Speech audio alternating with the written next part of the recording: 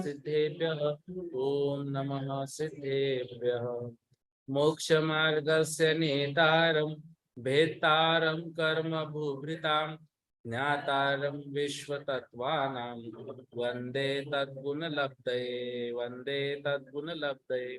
बोलो देवादिदेव 1008 श्री श्री हंसनाथ भगवान की जय। आचार्य उमा स्वामी महामुनिराज की जय। आचार्य पूज्यपाद स्वामी महामुनिराज की जय। संत शिरोमणि आचार्य गुरु विद्यासागर जी महामुनि राज की जय। निर्यापक श्रवण मुनि पुंगो श्री सुधा सागर जी महामुनि राज की जय। समस्त मुनि संघ की जय। एक्चुअली आपने यहाँ से भी ऊपर बैठना चाहिए। नहीं वो व्रती से ऊपर मैं हो गया। ये शास्त्र है यार। नहीं शास्त्र तो है लेकिन नहीं इसके बारे में कोई नहीं कोई आवश्यकता नहीं। ये बहुत अच्छा। अपने कितने सूत्र हुए कल? 37 हुए थे क्या? 38वां। हाँ, उससे पूर्व जो 2-3 शंकाएं थी। एक तो देवकुरु और उत्तर कुरु का भैया ने बोला कि वो अनादिकाल से ही नाम है। अच्छा। तो उसमें ऐसा रीजन नहीं बोले कुछ उत्तर कुरु देवकुरु में। और जो चारों ओर से वेदिका बोले ना, तो दरवाजे नहीं, वेदिका मतलब गोल साइड वॉल। हाँ, और उस वेदिका में दरवाजे बने हुए हैं। तो मतलब गेट बने हुए हैं, जैसे नदी का पानी जाने के लिए समझो, या अलग अलग बहुत सारे डिजाइन के गेट बने। तो वेदिका को हम सिंपल भाषा में साइड वॉल ही कहेंगे। और दूसरा तो एक साइड वॉल बोले तो फिर अभी राउंड में आना चाहिए, जैसा किनारा। हाँ, वैसा ही रहेगा ना। तो चार बताए ना। हाँ, तो चार उन्होंने क्यों किए? क्योंकि जो मतलब 4 दिशा में 4 गेट बने हुए हैं सेंटर पॉइंट में, तो उसके बीच बीच के भाग को वेदिका बोला है। मतलब 4 दीवारें हो गई ना, तो एक गेट सेंटर में जो गेट है वो बड़ा, तो उसके बीच में जो गोल ऐसे ऐसे ऐसे 4 कॉर्नर आएंगे, तो 4 वेदिकाएं वो बोली है। और उसमें ये भी उन्होंने लिखा, भैया ने बोला कि चारों वेदिकाओं में बहुत सारे दरवाजे हैं, मतलब अलग अलग प्रकार के दरवाजे बने हुए हैं, तो उसको वेदिका ही कहा उन्होंने। फिर जो कुभोग भूमि है, उस कुभोग भूमि के 3 भेद नहीं, मतलब उत्तम मध्यम जघन्य, ऐसा एक ही। हाँ, एक पल्ले की उत्कृष्ट आयु और जघन्य आयु, एक पूर्व कोटि प्लस एक समय, अंतर मुहूर्त नहीं। हाँ, जघन्य आयु उतनी वह। हाँ, एक पूर्व कोटि प्लस एक समय, इतना। और वो वहां से मरण करके ऊपर देवगति में जाएंगे, सौधर्म ईशान स्वर्ग तक सम्यक दृष्टि है, वैमानिकों में जाएंगे, और बाकी सब भवनत्रिक में।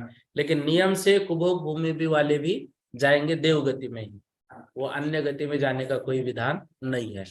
ठीक है ना। ये इस तरह से कल का विषय था। और 1-2 प्रश्न और कौन से थे? हाँ, मानुषोत्तर पर्वत के बाहर जो कदाचित शब्द लगा है ना, वो कदाचित शब्द इन 3 अपवादों के लिए लगाया है। जो केवली समुद्घात, मारणांतिक समुद्घात और उपपाद, जो भैया बोले वो उपपाद वही है। मतलब उपपाद के आगम में 2 अर्थ हमको लेने हैं।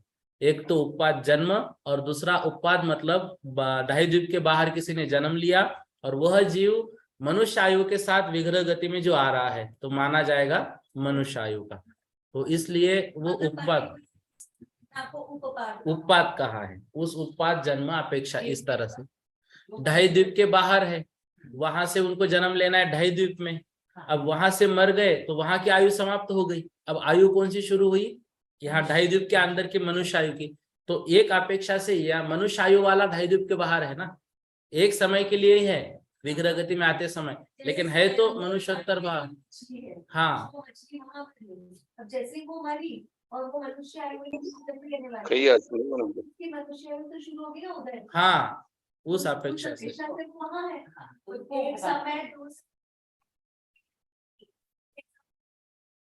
मनुष्य आयु में तो मानी जाएगी वो मनुष्य आयु के साथ। हाँ, उसको उपपाद कहेंगे। उपपाद क्या अपेक्षा? हाँ, उसका सिर्फ आकार रहेगा। दोनों भी नरक में हो या स्वर्ग में हो, तो वही क्रीट शरीर रहता है। इसलिए ये संबंध ही आता है। एकदम बहुत अच्छा क्वेश्चन। हाँ, और दूसरा जो वैक्रियक शरीर है ना, मतलब उसमें जो अपने दूसरे अध्याय में जो बात आई थी, उसको वैक्रियक शरीर माने चक्रवर्ती के शरीर को कि क्या माने? तो भैया बोले कि उसको औदारिक शरीर में हुई विक्रिया मानना है, उसको वैक्रियक शरीर नहीं मानना है। कुछ आचार्य मानते भले ही है, लेकिन अगर हम वैक्रियक शरीर मानेंगे तो फिर वैक्रियक शरीर से पुत्र उत्पत्ति नहीं होती है, तो फिर इनकी हो रही है तो औदारिक शरीर ही। लेकिन उन्होंने पिछले जन्म में वो जो चक्रवर्ती आदि, उन्होंने पिछले जन्म में उतनी तपस्या की है जिस कारण से उनको वैक्रियक शरीर प्राप्त हुआ है। ठीक है ना? तो इस तरह से ये एक बात हुई। फिर एक दिन बात आई थी कि उदीर्णा और अविपाक निर्जरा दोनों में क्या अंतर है? तो उदीर्णा मतलब कारण है और अविपाक निर्जरा उसका कार्य है, ये दोनों में अंतर है। उदीर्णा मतलब उदीर्णा का मतलब क्या होता है? कर्म उदयावली में जैसे 1 साल बाद आने वाले थे, लेकिन उसको लाया उदयावली में अभी, तो उदयावली में आ गए। उदयावली में आने के बाद वो झड़ जाएंगे। ठीक है ना? तो उदीर्णा क्या हो गया? कारण हो गया, और उनका झड़ना वो कार्य हो जाएगा। तो झड़ना अविपाक निर्जरा है और उदीर्णा उसका कारण है। तो ये दोनों में अंतर हमको समझ लेना है। ठीक है ना? और जो संयम स्थान है वो संयम स्थान असंख्यात बताए। 8 मतलब जितने जीव हैं उनके अपेक्षा संयम स्थान, मतलब संयम लब्धि स्थान कहते हैं उसको, वो असंख्यात है। और संयम यदि हम ये पकड़ेंगे, क्या बोलते हैं उसको, मार्गना, तो वो फिर 7 प्रकार की, 8 नहीं। ठीक है ना? संयम लब्धि स्थान मतलब वो जो भी मुनि महाराज है उनके अपेक्षा, तो असंख्यात मुनि महाराज है तो असंख्यात मुनि महाराज की अपेक्षा उनके असंख्यात। तो असंख्यात क्यों माना? क्योंकि विधेय तो 5 है, और ज्यादा हो सकते, तो इसलिए असंख्यात माना कि जो यथाख्यात चारित्र है वो जितने मुनियों का होगा वो सभी का एक ही स्थान माना जाएगा, बाकी चारित्र सभी का अलग अलग रहेगा। ठीक है ना? मतलब 5 प्रकार के चारित्र है, उसमें जो अंतिम चारित्र है वो यथाख्यात चारित्र है। ठीक है ना? तो वो चारित्र जितने भी मुनि महाराज है वो सबका एक ही स्थान गिनेंगे, इसलिए वो असंख्यात आएंगे। और बाकी मुनियों का अलग अलग फिर रह सकता है, बाकी के 4 चारित्र सबका अलग अलग स्थान पकड़ा जाएगा। बस यथाख्यात चारित्र का सबका एक ही स्थान पकड़ा जाएगा, क्योंकि उसके परिणाम सभी के एक ही समान होंगे, वो अलग अलग नहीं होंगे, और बाकी कम ज्यादा हो सकते हैं।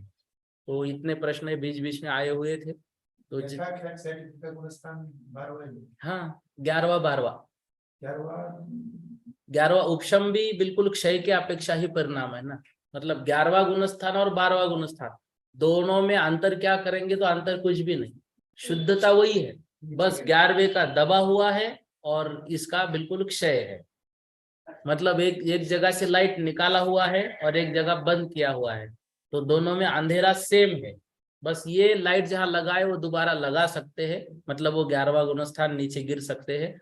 बाकी 12वां और 11वें में परिणामों में अंतर नहीं है। ठीक है ना? तो ये इतने इतने प्रश्न, और 1-2 प्रश्न आप मेरे ध्यान नहीं आ रहे, इतने पूछे। बहुत अच्छे, ये रिवीजन हो गई, बहुत अच्छा हो गया। नहीं ठीक है। तो ये ऐसे प्रश्न हमारे रोज भी आए तो इससे बहुत ज्यादा स्वाध्याय हमारा हो जाता है। हाँ, जो भी थोड़ी।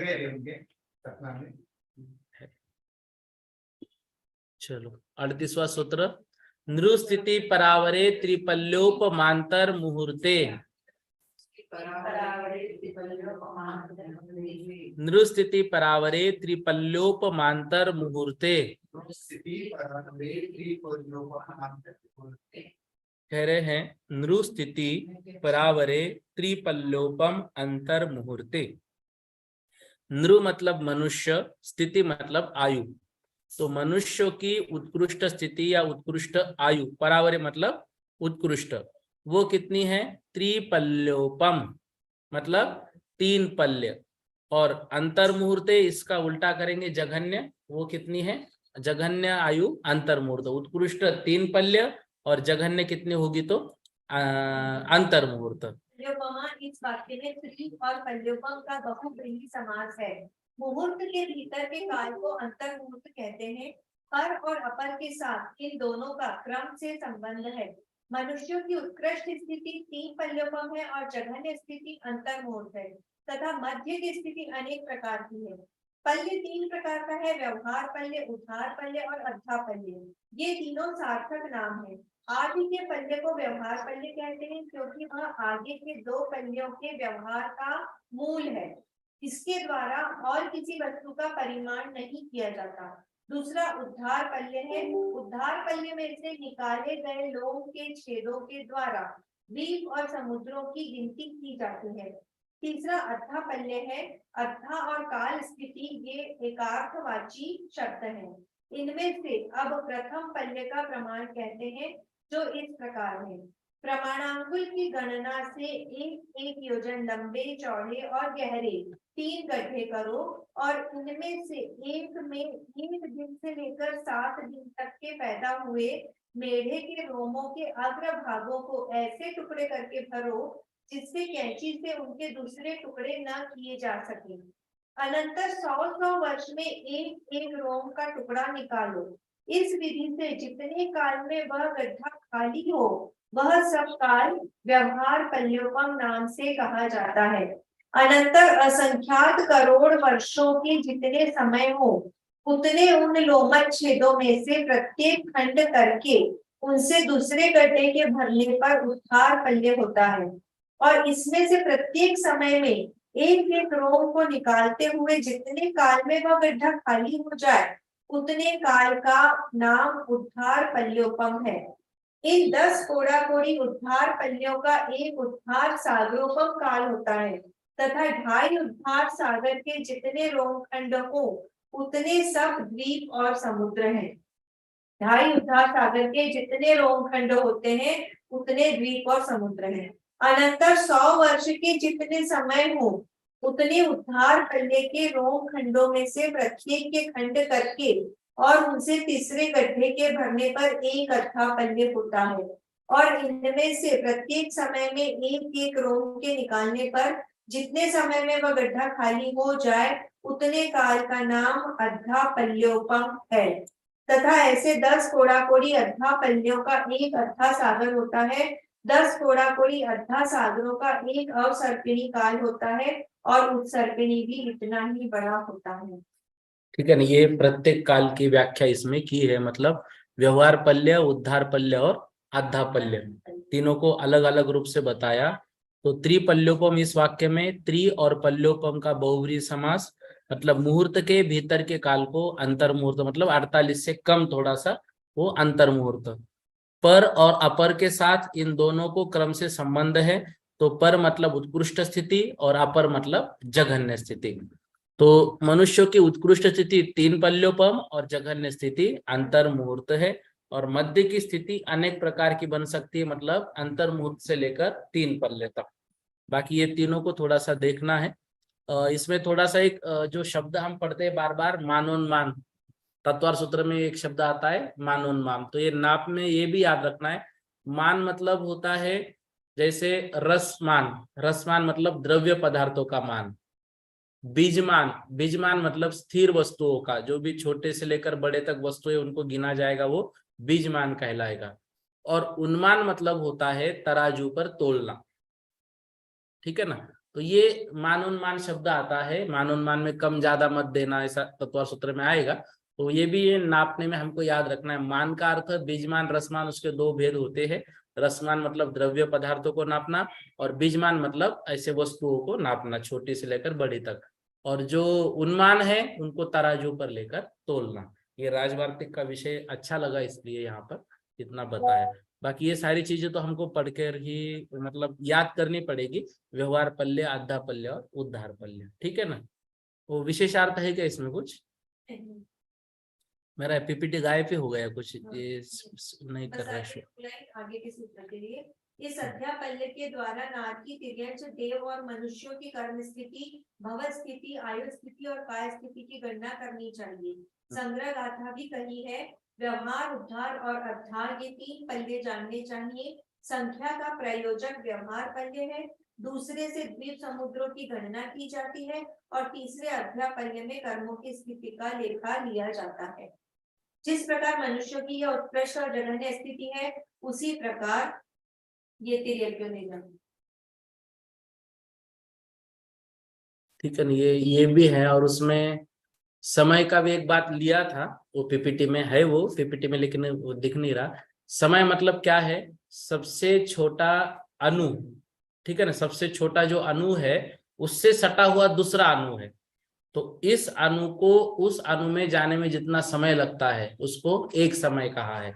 एक समय को गिनेंगे कैसे, तो अणु अणु सब चिपके हुए हैं, तो जो चिपके हुए दो अणु हैं तो वो दो अणु कभी कभी स्कंद भी बन जाते, मिल जाते हैं। तो एक अणु के स्थान से दूसरे अणु स्थान में जितना जाने में समय लगेगा वो एक समय, मतलब बहुत कम समय है वो। और फिर असंख्यात समयों की एक आवली कही है, और संख्यात आवलियों का एक उच्छ्वास कहा है। संख्यात आवलियों का एक उच्छ्वास मतलब हम यूं कह सकते हैं संख्यात आवलियों का एक सेकंड, ठीक है ना। संख्यात आवलियों का एक उच्छ्वास मतलब उसको एक सेकंड लेते, और इससे ऊपर ऊपर ऊपर लिखा है वो, कल की कक्षा में उसको थोड़ा दिखा देंगे, ठीक है ना। तो उच्छ्वास निश्वास के बाद वो प्राण होता है, और ऐसा क्रम से लिया था मतलब महीने तक वो राजवार्तिक से, ठीक है। 39वां सूत्र ले लिया, तिर्यज्ञो निजानाम च, तिर्यज्ञो निजानाम च, तिर्यंचों की स्थिति भी उतनी ही है। तिर्यग तिर्यग योनि जनाम च मतलब तिर्यग योनि में जो जन्म लेते हैं या तिर्यंच जो है उनकी भी स्थिति उतनी ही है। तिर्यंच की योनि को तिर्यग योनि कहते हैं, सरवार सिद्धि की व्याख्या। इसका अर्थ तिर्यंच गति नाम कर्म के उदय से प्राप्त हुआ जन्म है। जो तिर्यंच योनि में पैदा होते हैं वे तिर्यग योनिज कहलाते हैं। इन तिर्यंच योनि से उत्पन्न जीवों की उत्कृष्ट भवस्थिति तीन पल्योपम और जघन्य भवस्थिति अंतर्मूर्त है, तथा बीच की स्थिति के अनेक विकल्प होते हैं। विशेषार्थ, स्थिति दो प्रकार की होती है, यही है ना। स्थिति दो प्रकार की होती है, भव स्थिति और काय स्थिति। एक पर्याय में रहने में जितना काल लगे वह भव स्थिति, तथा विवक्षित पर्याय के सिवा अन्य पर्याय में उत्पन्न न होकर पुनः उसी पर्याय में निरंतर उत्पन्न होने से जो स्थिति प्राप्त होती है वह काय स्थिति। मतलब एक हमने यहाँ पर रहे तो ये हमारी ये भव स्थिति, जितनी भी आयु होगी 80 साल 100 साल 60 साल, वो एक भव स्थिति। और बार बार हम मनुष्य आयु में जन्म लेते रहे तो वो जो कहेगी वो काय स्थिति, मतलब हम मनुष्य जन्म कब तक पाते गए। ऐसा होता है, हो सकता है बार बार देव मरकर देव में, देव नहीं, देव मरकर देव में नहीं जाएंगे, नरक मरकर नरक में नहीं जाएंगे, ना नरक देव में जाएंगे ना देव नरक में जाएंगे। मनुष्य में जा सकता है। तो उतने के लिए इतना कहा है? नहीं, उतने के लिए नहीं कहा। जो निगोद में रहने वाले जीव वही जन्म लेते वही मरते हैं, तो बार वही जन्म मरण हो रहा है ना उनका, तो वही उस अपेक्षा वो भी है, तिर्यंच भी है, ठीक है ना, इस अपेक्षा से।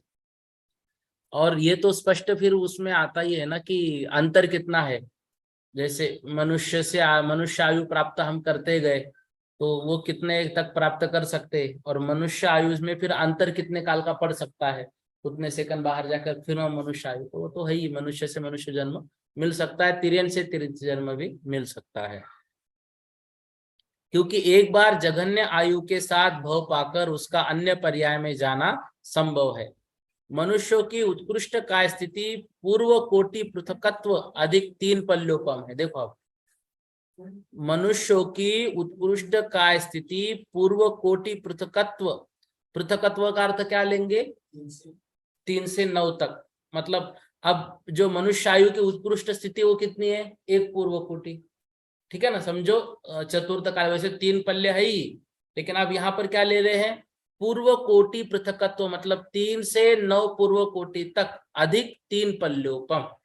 तो 3 पल्ले की उत्कृष्ट आयु प्राप्त की और फिर एक एक पूर्व कोटि की इतनी आयु और कंटिन्यू प्राप्त कर सकते हैं। पृथकत्व यह रौढ़िक संज्ञा है, मुख्यतः इसका अर्थ 3 से ऊपर और 9 से नीचे होता है। यहाँ बहुत अर्थ में पृथकत्व शब्द आया है। तिर्यंचों की उत्कृष्ट काय स्थिति अनंत काल है, वो किस अपेक्षा से, निगोदिया जीव की अपेक्षा। तिर्यंचों की उत्कृष्ट स्थिति अनंत काल है जो असंख्यात पुद्गल परिवर्तनों के बराबर है। यह तिर्यंच गति सामान्य की अपेक्षा उनकी काय स्थिति कही है। यदि अन्य गति से आकर कोई जीव निरंतर तिर्यंच गति में भ्रमण करता रहता है तो अधिक से अधिक इतने काल तक वह तिर्यंच गति में रह सकता है।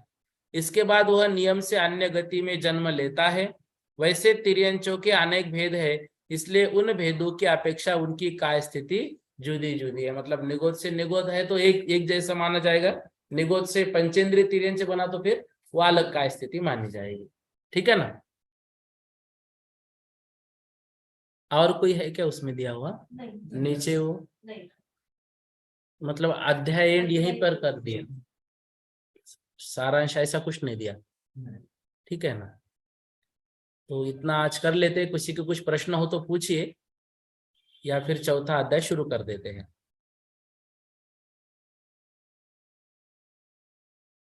ऑनलाइन में किसी के कुछ प्रश्न हो तो पूछिए। हाँ सरैया भैया, नीलिमा जी सरैया बोलिए। जी ये यहाँ पर जो लिखा है लास्ट पैराग्राफ में, मनुष्य और तिर्यंचों की बहुस्थिति कही गई है। इनकी जगन्य काय स्थिति जगन्य बहुस्थिति प्रमाण है। तो जगन्य बहुस्थिति तो अंतर्मुहूर्त ही है। हाँ तो काय स्थिति भी कम हो जाएगी फिर। काय स्थिति तो उससे भी कम। इनकी जगन्य काय स्थिति जगन्य बहुस्थिति प्रमाण है, मतलब उसके सरीख ही है जगन्य काय स्थिति। तो फिर आगे काय स्थिति यहाँ पर तो अनंत काल क्यों लिखे हुए तिर्यंचों के? ये 39वें सूत्र के विशेष अर्थ की बात कर रहे हैं क्या आप? हाँ जी। कुछ मतलब कुछ ठीक से समझ में नहीं आएगा। पहले तो बताइए विवक्षित पर्याय क्या होता है? विवक्षित पर्याय मतलब क्या? विवक्षित पर्याय का अर्थ क्या होता है? विवक्षित पर्याय के सिवा अन्य कौन सी लाइन पढ़ रहे हो आप? सेकंड लाइन, विवक्षित पर्याय के सिवा अन्य पर्याय में उत्पन्न न होकर। स्थिति दो प्रकार की होती है, भव स्थिति और काय स्थिति। हाँ। एक पर्याय में रहने में जितना काल लगे वह भव स्थिति है, तथा विवक्षित पर्याय के सिवा अन्य पर्याय में, विवक्षित मतलब अभी जो पर्याय हमारी चल रही है जी, तो हमारी भव स्थिति हुई है, मतलब जिसका वर्णन कर रहे हैं वो विवक्षित। तो मनुष्य आयु हमारी चल रही है, तो मनुष्य पर्याय के सिवा हम अन्य पर्याय में उत्पन्न हुए, मतलब अन्य पर्याय में गए लेकिन मनुष्य आयु ही वहां प्राप्त की। अन्य पर्याय में, अच्छा मनुष्य में ही, ओके। हाँ, मतलब विवक्षित पर्याय कौन सी? जो अभी हमारी आयु चल रही है, अभी हमारी मनुष्य आयु चल रही है, मान लो हमने यहाँ से अन्यत्र जन्म लिया तो वो भी पुनः पुनः पुनः मनुष्य में ही जन्म ले रहे हैं। तो पुनः पुनः मनुष्य में निरंतर कब तक उत्पन्न होते हैं वह काय स्थिति कहलाती है। तो यहाँ मनुष्य और तिर्यंचों की भव स्थिति कही गई है, मतलब यहाँ पर काल स्थिति नहीं, काय स्थिति नहीं बोली है, यहाँ पर बोली है भव स्थिति। इनकी जघन्य काय स्थिति जघन्य भव स्थिति प्रमाण है। हाँ तो जो लास्ट पैराग्राफ है ना, मनुष्य और तिर्यंचों की भव स्थिति कही गई है। तो भव स्थिति तो उसी पर्याय के लिए है, एक ही पर्याय के लिए है। तो यही तो कह रहे हैं ना कि जो 3 पल्ले बताया है वो भव स्थिति है, न कि काय स्थिति है। हाँ, एक ही पर्याय के लिए है। हाँ, फिर उसके आगे लिखा है इनकी जघन्य काय स्थिति जघन्य भव स्थिति प्रमाण है। जघन्य भव स्थिति बताई गई है अंतर्मुहूर्त। तो फिर काय स्थिति भी अंतर्मुहूर्त हो गई। हाँ, जघन्य काय स्थिति अंतर्मुहूर्त हो सकती है ना। अब जो समझो ये अपना समूर्छन मनुष्य है, समूर्छन मनुष्य जो जन्म लेते हैं वो वहां से जन्म लेके वहां से उन्होंने फिर मरण किया, फिर वो अपर्याप्त मनुष्य में गए, तो अंतर्मुहूर्त तक वो काय स्थिति रह सकती है जघन्य। भव स्थिति और काय स्थिति का देखो जघन्य काय डिफरेंस और जघन्य भव स्थिति समान है, कोई दिक्कत नहीं, लेकिन उत्कृष्ट काय स्थिति और उत्कृष्ट भव स्थिति दोनों में अंतर हो जाएगा। हाँ बताइए, वो समझ में नहीं आ रहा है। मुझे समझ में आया ठीक से, समझ में नहीं आ रहा है। देखो सबसे पहले यूं समझो, भव स्थिति क्या है? एक मनुष्य पर्याय की स्थिति। हाँ, ठीक है। और काय स्थिति क्या है? 100 साल समझो। काय स्थिति क्या है? 100 साल का मनुष्य भाव हमने 10 बार प्राप्त किया। ठीक है ना। तो काय स्थिति कितनी मानी जाएगी? 1000 साल, 1000 वर्ष। ठीक है। तो अब उत्कृष्ट काय स्थिति कितनी गिनेंगे हम? उदाहरण के लिए 1000 वर्ष। और उत्कृष्ट भव स्थिति कितनी गनेंगे? 100 साल, उदाहरण के लिए। हाँ जी। तो भव स्थिति कितनी गिनी हमने? उत्कृष्ट 100 साल, और उत्कृष्ट काय स्थिति कितनी गिनी? 1000 साल। तो उत्कृष्ट दोनों में अंतर हुआ कि नहीं? अंतर हुआ, हाँ, हाँ, अंतर हुआ। जघन्य में कोई अंतर नहीं, जघन्य हाँ। में जितनी भव स्थिति है उतनी ही काय स्थिति है। नहीं, बट मतलब काय स्थिति में, अंतर्मूर्त काय भी रह स्थिति में सब जन्म जरूरी फिर नहीं उसी ना। से, देखो काय स्थिति में काय जन्म, स्थिति बार बार मनुष्य पर्याय मिले ये जरूरी थोड़ी है, वो सबको थोड़ी मिलेगा वो। हाँ हाँ, नहीं मिलेगी, कोई हाँ। अंतर्मूर्त प्राप्त करे, जैसे अभी उन्होंने मनुष्य पर्याय में जन्म लिया, यहाँ से मर गए, अपर्याप्तक मनुष्य में जन्म लिया। अपर्याप्तक मनुष्य क्या है, वो सम्मूर्छन मनुष्य जन्म लेगा, पर्याप्त या पूर्ण भी नहीं करेगा और मर जाएगा। और फिर मान लो उन्होंने मनुष्य भाव प्राप्त कर लिया, और फिर वो अंतर्मूर्त मतलब कितना, 48 मिनट से कम समय, तो हाँ, उतने समय तक एक दो बार वो काय स्थिति कर सकते कंटिन्यू मनुष्य की, या फिर नहीं भी कर सकते। मतलब काय स्थिति में अंतर्मुहूर्त से लेके कुछ भी आगे समय हो सकता है, पल्ले तक, 9 पल्ले तक। हाँ हाँ हाँ, काय स्थिति में समय कुछ भी हो सकता है। बताया ना उसमें, मनुष्यों की उत्कृष्ट काय स्थिति पूर्व कोटि पृथकत्व, मतलब 3 से 9 पूर्व कोटि अधिक 3 पल्यों पर इतनी हो सकती है। अच्छा, तो तिर्यंचों की भी इतनी रहेगी, तिर्यंचों में भी उतनी रहेगी। तिर्यंचों में भी वही रहेगी जितनी मनुष्यों में है। मतलब 3 तिर्यंचों में कोटि। मनुष्यों से अधिक रहेगी उत्कृष्ट स्थिति, कितनी कही उन्होंने, अनंत काल कही। हाँ, अनंत काल तो मतलब, अच्छा, बार बार होते, जन्म होते रहेगा अनंत तिर्यंच में। काल की अपेक्षा से कई निगोदिया जीव के, हाँ, हाँ, जो नित्य निगोदिया जीव है, वो निगोद से बाहर कभी आएंगे क्या? नहीं आएंगे। तो उस तिर्यंच पर्याय में उनकी काय स्थिति कितनी है, अनंत काल है। क्लियर हो गया बराबर, आपका अब? हाँ, बराबर हुआ। जी। ठीक। परिशेष न्याय क्या होता है? परिशेष न्याय मतलब आगे की बात से पहले का कोई समर्थन हुआ, या पहले के समर्थन से आगे की बात क्लियर हो गई, उसको परिशेष न्याय बोलते हैं। मतलब जैसे उसमें लिया ना, अविग्रह जीवस्य विग्रहवती च संसारी न प्राक चतुरभ्य, तो अब संसारिक का वर्णन आगे लिया है, तो उस अपेक्षा से पहले वाला सूत्र किसका है, मुक्त जीव का। ये कैसे सिद्ध हुआ, परिशेष न्याय से सिद्ध हुआ, क्योंकि आगे संसारिक का वर्णन कर रहे, उसके पहले वाले का मुक्त जीव का कर रहे। हो गया ना क्लियर? हाँ। कल्पना जी जैन बोलिए, जल्दी जल्दी बोलो। हेलो।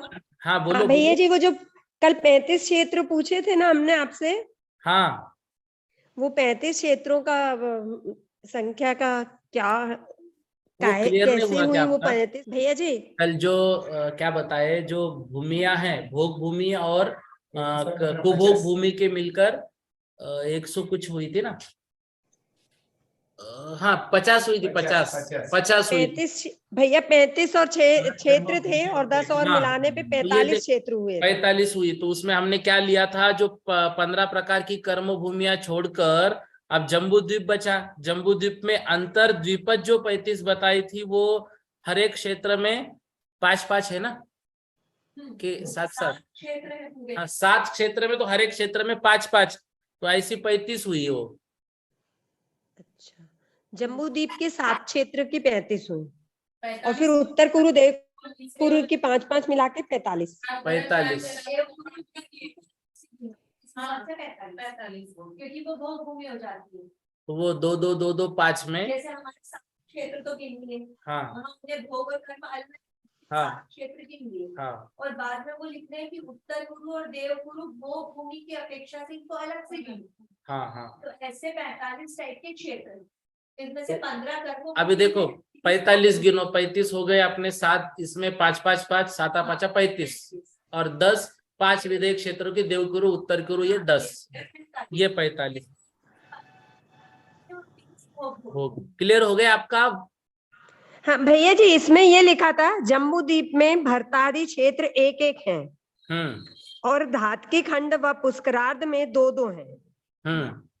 इस प्रकार कुल क्षेत्र 35 होते हैं। हाँ, तो ये नहीं समझ आ पाया मुझे कि जम्बूद्वीप भरत क्षेत्र आदि 1-1 हैं, और फिर धातकी खंड और पुष्करार्ध में 2-2 हैं। तो बराबर है ना, भरत क्षेत्र जम्बू द्वीप में 1 भरत क्षेत्र, धातकी जी हाँ, खंड में 2 भरत क्षेत्र, 2 और भरत पुष्कर क्षेत्र जो में 2 पुष्कर 2। अर्ध पुष्कर द्वीप ना, उसमें 2, हाँ, तो ऐसे उसमें 5 हो गए ना 2, वो। ऐसे 5 हो गए। हाँ वो 5 तो संख्या ठीक है, हाँ फिर 5 को ये 7 क्षेत्र कौन से लेंगे अपन, जो भारत के क्षेत्र जम्बू द्वीप के जो 7 क्षेत्र हैं उनको लेना है इसमें। जगन ने बहुत सीधे प्रमाण है। तो वो जम्बू द्वीप के लिए ना, अंतर्द्वीपज मतलब जम्बू द्वीप के, जगन ने प्रमाण है। ठीक। अंतर्द्वीपज लिए थे ना, ढाई द्वीप में आएंगे क्या नहीं अंतर्द्वीपज? भैया, इसमें अंतर्द्वीपज का नहीं है विवरण। तो उसमें 100 कुछ आ रहे थे, वही बोल रहा था कल के अंतर्द्वीपज का नहीं है भैया ये। यहाँ पूरा क्लियर हो गया। कल के सूत्र में शायद देखो ज्यादा आए थे भोग भूमिया। हाँ एक भैया बार ये आपके वाला है सामने यदि है 37। तो पढ़ो ना, आपके सामने है क्या? हाँ भैया मेरे पास शास्त्र है, मैं हाँ पढ़ती पढ़ो हूँ। पढ़ो बोला उसमें, कल के इसमें वर्णन है वो। जी हाँ जी हाँ, यह पहले ही बतला आए हैं विशेषार्थ में कि भरतादि क्षेत्रों का विभाग 2.5 द्वीप में ही है। ठीक है, जम्बू द्वीप में भरत आदि क्षेत्र 1-1 हैं और धातकी खंड व पुष्करार्ध में 2-2 हैं। इस प्रकार कुल क्षेत्र 35 होते हैं। उसमें भी उत्तर कुरु और देव कुरु विदेह क्षेत्र में होकर भी अलग गिने जाते हैं, क्योंकि यहाँ उत्तम भोग भूमि की व्यवस्था है। इसलिए 5 विदेहों के 5 देवकुरु और 5 उत्तर कुरु, इनको उक्त 5 क्षेत्रों में मिलाने पर कुल 45 क्षेत्र होते हैं। इनमें से 5 भरत, 5 ये विदेह जो और 5 क्षेत्र शब्द ऐरावत। है ना, एक क्षेत्र शब्द मतलब भोग भूमि के लिए प्रयोग किया है वो। अच्छा, भोग भूमि कर्म भूमि, उस क्षेत्र में वो भरत क्षेत्र ऐसा मत गिनो। नहीं भैया, इसमें इन्होंने फिर आगे कहा कि एरावत ये 15 कर्म भूमियां हैं और शेष 30 भोग भूमियां हैं। हाँ अच्छा, वो 45 में से 15 कर्म भूमियां हैं और 30 भोग भूमियां हैं, ये कह रहे हैं। हाँ हाँ, ठीक तो है वो भैया जी। आप जो कंफ्यूज हो रहे ना, क्षेत्र शब्द से हो रहे खाली। हाँ भैया, हम वो ही सोच रहे हैं कि ये क्षेत्र है, तो हाँ फिर मतलब ये आपका क्षेत्र। आपका बोलना ये आ रहा कि 5 भरत, 5 विदेह और 5 ऐरावत, ऐसे 15 ही क्षेत्र है। तो आप यहाँ पर 35 क्यों लिख रहे हैं, ये आपका बोलना आ रहा ना। तो आप क्षेत्र शब्द हाँ से भैया, कंफ्यूज यही हो कह रहे रही हूँ हैं। मैं जी। अब क्लियर हो गया? हाँ भैया, मैं मुझे क्लियर में ये आया कि 7 क्षेत्रों के 5-5 भूमियां लेने पे अपने को 35 हुई। 35 और विदेह 35। क्षेत्र में देवकुरु उत्तर कुरु, तो 5 विदेह है। तो 5 जी, विदेहों में देवकुरु उत्तर कुरु ऐसे पकड़ेंगे तो 10 हो गई, तो वो 10 45 हो हो गए। जाएगी। हाँ, ऐसे करके 45 हुई। और हाँ इन और फिर 45 5 में भरत, 15 5 कर्म विदेह, 5 भूमियां हैं। ऐरावत, ये 15 गिनेंगे तो 50। हाँ, और इनमें 15 कर्म भूमियां हैं और 30 भोग भूमियां हैं। 45 और 15, और इनमें भैया 15 कर्म भूमियां हैं और 30 भोग भूमियां हैं। ऐसा आगे इन्होंने यही लिखा है। भरत 5 ऐरावत और 5 विदेह, ये 15 कर्म भूमियां हैं और शेष 30 भोग भूमियां हैं। तो इन्हीं 45 में से 30 भोग भूमियां हैं। हाँ, इन्हीं 45 में से 30 भोग भूमियां मानी जाएंगी। 4 तो होगी, 3 क्षेत्र तो अभी देखो 35 कैसे ले रहे हैं, 35 क्षेत्र टोटल 45 कैसे हुए, भोग भूमि और कर्म भूमि सारा मिलाकर 45 हुए। हाँ। क्योंकि उसमें से 7 बना 35 तो हो गए 7 क्षेत्रों के। नहीं, अभी देखो एक क्षेत्र शब्द से इसमें बहुत कंफ्यूज हो गया। इन्होंने जो क्षेत्र शब्द लिया है ना, तो ये भरत क्षेत्र आदि वो क्षेत्र लगा रहे। हाँ। ठीक है, अब हमारे जम्बू द्वीप में कितने क्षेत्र हुए? 7। भरत, हेमावत, हरि, विदेह, रम्यका और हैरण्यवत, ऐरावत। ठीक है ना, ये 7 हो गए। अब 5 जैसे इधर ये 7 हो गए, तो ऐसे 7 5 35 हो जाएंगे। हाँ तो ये इसमें से 4 भोग भूमियां हो गई, 3 कर्म भूमि। हाँ हाँ, उसमें उत्तर गुरु देव गुरु भी भोग भूमि, भोग भूमि आ जाएगी, को भी गिना अलग से। बराबर। तो 7 और 9 हो गई। एक जम्बू द्वीप में 9 टाइप की भूमियां हो गई। क्लियर क्लियर, आपको समझ में आ रहा है? आप कल्पना दीदी हो गई। अब इसमें से अगर आप सिर्फ कर्म भूमि गिनेंगे तो भरत, विदेह, ऐरावत, हाँ, ये हो गई 3, फिर 3 पंजे 15 कर्म भूमि। और अगर आप सिर्फ भोग भूमि गिनेंगे तो 4 भोग भूमि प्लस देव कुरु उत्तर कुरु, तो ये कितनी होगी? 4 और 2 6। तो 6 पंच 30 हो जाएंगे। हाँ ठीक है ना। कल्पना दीदी आप अनम्यूट हो जाइए एक ठीक बार। है भैया। जी क्लियर हो गया भैया। आपको? लेकिन कल जो आपका प्रश्न था, आपको याद हो तो आपने कुभोग भूमि के बारे में पूछा था, आज भोग भूमि के बारे में बोला। कुभोग भूमि की जो 96 संख्या है ना, उस विषय में आपने पूछा था।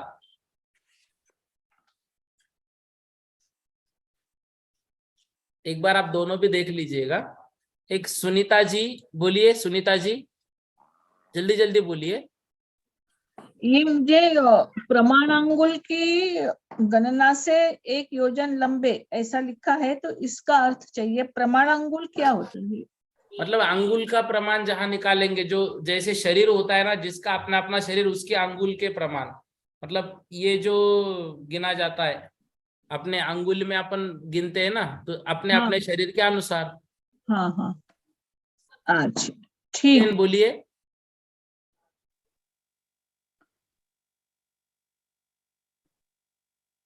जय जिनेन्द्र भैया जी। जय जिनेन्द्र। भैया जी आपने भी रसमान और बीजमान बताया, जरा दोबारा बता देंगे भैया जी? हाँ, रसमान मतलब क्या है, लिक्विड जो होता है ना, समझो, तो हाँ वो द्रव्य पदार्थों को गिनने का नाप। बीजमान मतलब जो है वस्तुएं, जो है जैसे छोटे अणु से लेकर बड़े तक जितनी वस्तु है उसको गिनने का बीजमान। और उन्मान शब्द जो आया है वो तराजू पर तोलना, उसको उन्मान बोलते हैं। ठीक है। हाँ भैया जी, धन्यवाद भैया जी। जय अनिता जिनेन्द्र जी भैया जैन जी। बोलिए, अनिता जी जैन। जय जिनेन्द्र भैया जी। जय जिनेन्द्र।